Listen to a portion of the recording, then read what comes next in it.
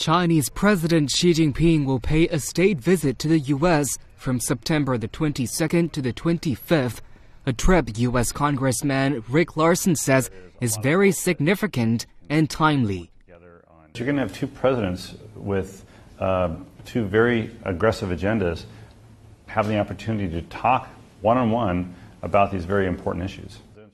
Larsen describes the U.S. China relationship as a story of hopes and hurdles. He says the two countries can continue to work together on major global issues like climate change, but there are also some hurdles in the relationship, including cybersecurity and tensions in the South China Sea. The two presidents need to have enough of a relationship to be able to talk frankly about the challenges that the countries face together. Other analysts also agreed that the upcoming meeting between the two presidents could help resolve misunderstanding that remains between China and the U.S. There is significant kind of misunderstanding about Chinese policy in a number of areas. So the meeting will help at least strengthen the understanding. That would be true in the Diaoyuda, the East China Sea. That'll be true in Nansha Xisha, the South China Sea. China maintains it has undisputed sovereignty over the Nansha Islands and adjacent waters in the South China Sea, with strong historical evidence.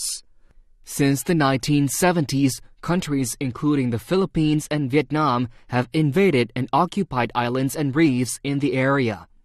It was then the South China Sea became an issue.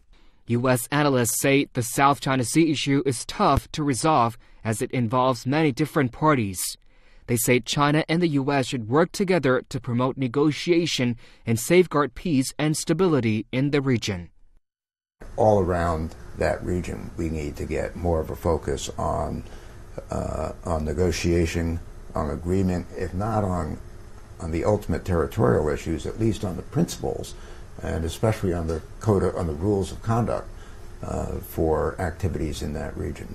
Other analysts say the South China Sea is not and should not be an issue between China and the U.S. China, as a de facto victim of the issue, is exercising restraint to maintain peace and stability in the waters, while the U.S., being an outsider, does not have any territorial dispute with China.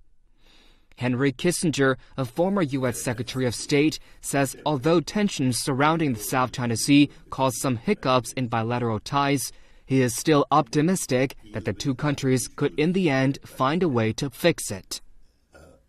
I think the South China Sea issue is a practical issue in which China has security interests.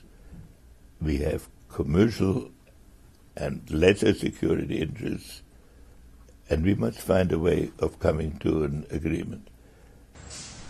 Observers say China and the U.S. need to maintain long-term perspective to manage differences, and if they can negotiate every whirlpool issue like this, they will navigate their relationship into much wider waters.